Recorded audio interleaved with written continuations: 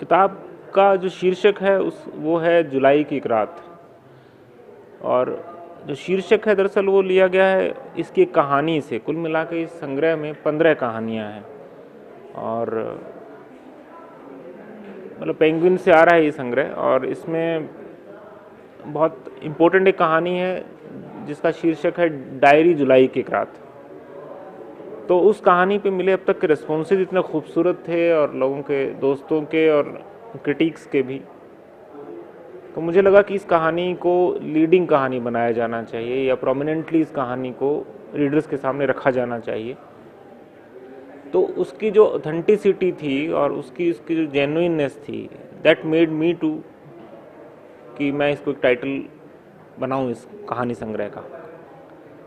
और दरअसल वो जो कहानी है जुलाई की एक रात, वो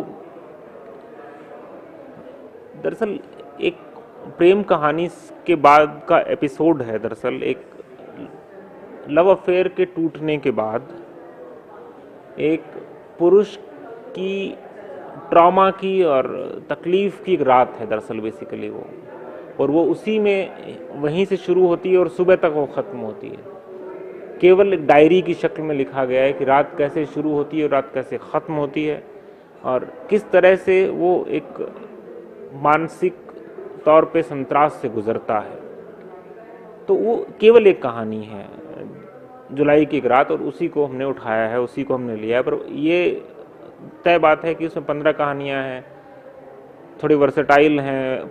ज़्यादातर कहानियाँ जो हैं वो रिलेशनशिप्स पर हैं, क्योंकि मुझे ये लगता है कि स्त्री पुरुष संबंधों को बहुत से तरीक़ों से देखा जा सकता है, उनके आयाम इतने व्यापक हैं। तो बहुत बार तो ये मुझ पे बहुत लोगों के इल्ज़ाम की तरह भी आता है कि मेरी तमाम जो कहानियाँ हैं वो प्रेम के आसपास रहती हैं, प्रेम कहानियाँ ही होती हैं, प्रेम घूम फिर कर आता है। मैं इल्ज़ाम को नकारता नहीं हूँ, मुझे लगता है पर थोड़ी नासमझी होती है। वो इस रूप में होती है कि वो केवल प्रेम नहीं है, वो स्त्री पुरुष संबंधों के व्यापक आयाम हैं। केवल प्रेम मात्र नहीं है, प्रेम से आगे भी हैं। और हम प्रेम को सिर्फ ये देख सकते हैं कि जैसे जैसे किसी का स्टेटस बदलता है, वो सोशल हो सकता है, वो इकोनॉमिक स्टेटस हो सकता है, वो जगह हो सकती है, वो परिवेश हो सकता है, उनके मुताबिक रिश्तों में बदलाव आते हैं और उन रिश्तों के पूरे स्वरूप बदल जाते हैं।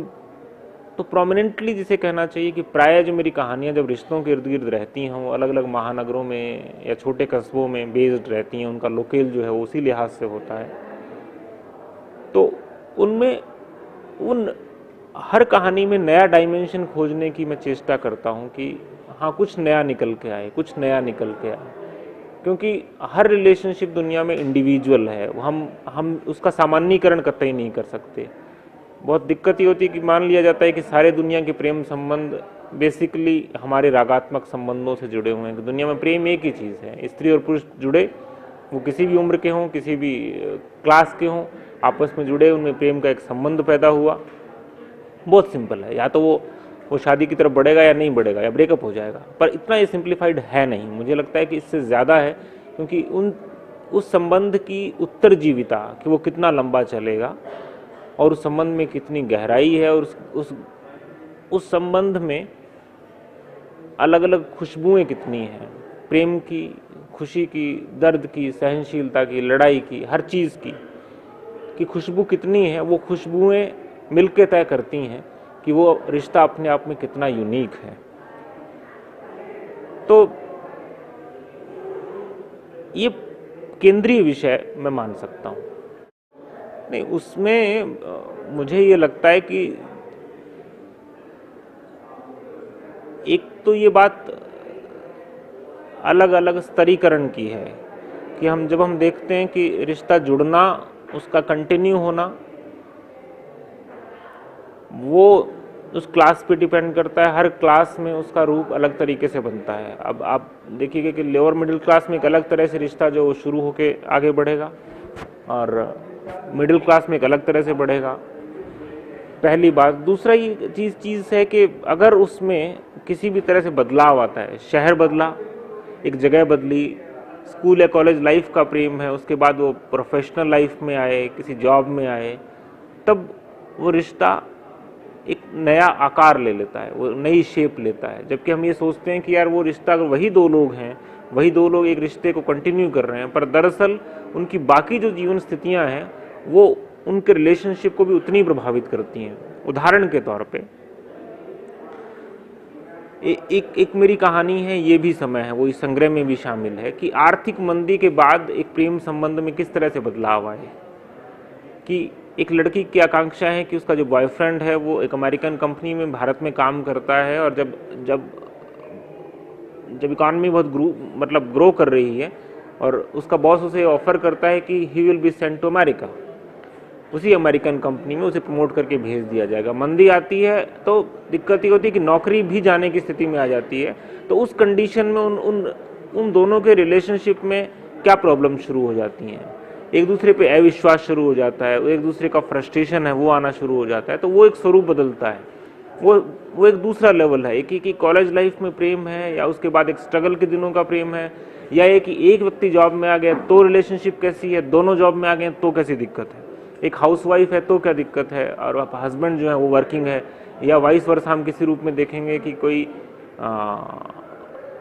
और तरह से अगर हम बात करते हैं कि चीज़ें परमानेंट नहीं हैं, कि कोई सोशल स्टेटस जो वो परमानेंट नहीं है, इकोनॉमिक स्टेटस परमानेंट नहीं है। तो जब वो परमानेंसी नहीं है, तो जब वो टेम्परेरी चीज़ें बदलती हैं, तो उसके मुताबिक हमारे रिश्तों में बदलाव आना शुरू होता है।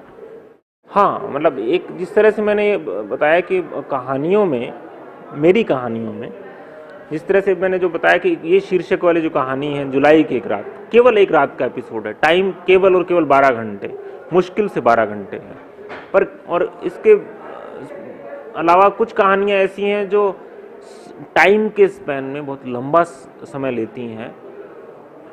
समय के विस्तार में उनका समय औपन्यासिक हो सकता है, वो नॉवल के फॉर्म का हो सकता है, पर उसमें फिर नेचुरली पेस बहुत फास्ट है कि बचपन से शुरू होकर जवानी तक की कथा है। पर हाँ, उसमें हम ये मान सकते हैं कि बचपन के जो लैशेज हैं, बचपन की जो चीज़ें हैं, वो उतनी ज़्यादा डिटेलिंग के साथ नहीं आती हैं, और न आना मेरी ज़रूरत भी है। और दूसरा ये कि मैंने फॉर्म, क्योंकि मैंने शॉर्ट स्टोरी चुना है, तो मुझे अपने आप को उसमें सीमित रखना है कि वो कहानी इससे ज़्यादा न बढ़ पाए। तो टाइम स्पैन को हैंडल करना यकीनन एक मुश्किल बात है, टफ जॉब तो है ही अपने आप में, पर वो हर कहानी के मुताबिक मुझे पहले तय करना पड़ता है कि मुझे इसमें टाइम स्पैन आखिर रखना क्या है, और फिर उसके मुताबिक फिर मैं कहानी को एक ट्रीटमेंट देता हूँ। हाँ, मतलब मुझे ये लगता है कि कहानी का फॉर्मेट चुनना जो है, मुझे लगता है कि टाइम आप एक तय करता है कि आपकी शॉर्ट स्टोरी हो कि नॉवेल हो, तय बात है, इसमें कोई दो राय नहीं है कि टाइम स्पेन के मुताबिक हम ये चयन कर सकते हैं। पर मेरी नज़र में केवल टाइम स्पेन ऐसी चीज़ नहीं हो सकती जिसके मुताबिक हम किसी को शॉर्ट स्टोरी या नॉवेल में बांटें या नॉवेला बनाएं उस चीज़ का। क्योंकि मुझे ये लगता है कि टाइम से ज़्यादा इम्पोर्टेंट चीज़ वो है जो किसी भी कहानी को कहते हुए, either it is a short story और ए नॉवल स्टोरी, किसी कहानी को कहने के लिए आप उसमें कहना क्या चाहते हो, आपका कंटेंट क्या है। हो सकता है, मुझे ये लगता है कि ये कंटेंट मैं न्याय कर सकता हूँ, शॉर्ट स्टोरीज के ज़रिए ही न्याय कर सकता हूँ, तो मैं उसमें शॉर्ट स्टोरी का फॉर्म ले लेता हूँ। और उपन्यास का फॉर्म भी मुझे लगता है कि एक उपन्यास, मुझे लगता है कि एक दिन के घटनाक्रम पर भी एक उपन्यास लिखा जा सकता है। अगर टाइम स्पेन के लिहाज से अगर हम देखें तो मेरी इच्छा भी है, मतलब मैं चाहूँगा कि केवल एक दिन के टाइम स्पेन को लेकर मैं पूरा का पूरा नॉवल लिखूं, पूरा का पूरा उपन्यास जो है एक दिन का मतलब 24 घंटे पर। तो मुझे लगता है कि ये चीज़ें वाइस वर्सा हैं, और it need to travel from one thing to another, कि हम उसको टाइम के फ्रेमवर्क में ही केवल शॉर्ट स्टोरी और नॉवेल को बांध के ना रखें। एक मेरी कहानियों का नेचर, मैंने हमेशा ये पाया है कि कहानियाँ ज़िंदगी नहीं, ज़िंदगी का हिस्सा हैं, they are not life, part of life. तो most of my stories are open ended. मैं कोई ज़िंदगी का एक टुकड़ा उठाता हूँ और मुझे लगता है कि उसका एक जस्टिफाइड एंड है। हो सकता है कि वो रेजोल्यूशन ना हो सकता है कि वो कोई जजमेंटल ना हो सकता है कि वो बहुत डिसाइसिव ना हो, पर वो एक किसी क्षण पे जाके के ख़त्म होता है। अब 3 लाइन में अगर मैं एक कहानी को ब्रीफ करूं, मेरी कहानी है जिसमें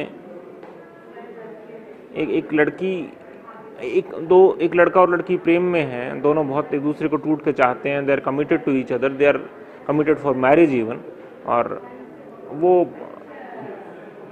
दे गॉट इंटीमेट एंड लड़की गर्भवती हो जाती है और वो आके उसे बताती है कि ये हो गया है। तो वो लड़का कहता है कि अच्छी बात है, we are getting married soon, parents आने वाले और हम शादी कर लेंगे।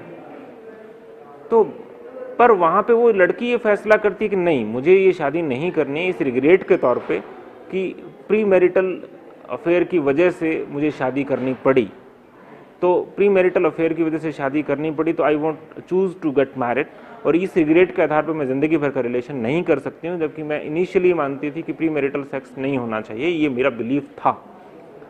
तो केवल, और ये अपने आप में कोई सॉल्यूशन नहीं है, तो she opted to go for abortion in the end, कि जबकि कमिटमेंट में कोई कमी नहीं, they are loving to each other, committed है, पर एक चीज़ ये थी कि मुझे ये नहीं करना था, और इस रिग्रेट के बिना पे मैं कोई लाइफ लॉन्ग रिलेशनशिप की बुनियाद में नहीं रख सकती। तो कुल मिला के मुझे लगता है मेरी कहानियाँ ओपन एंडेड कहानियाँ, वो लाइफ ज़िंदगी के टुकड़े हैं और ज़िंदगी फिर भी आगे चलती रहती है।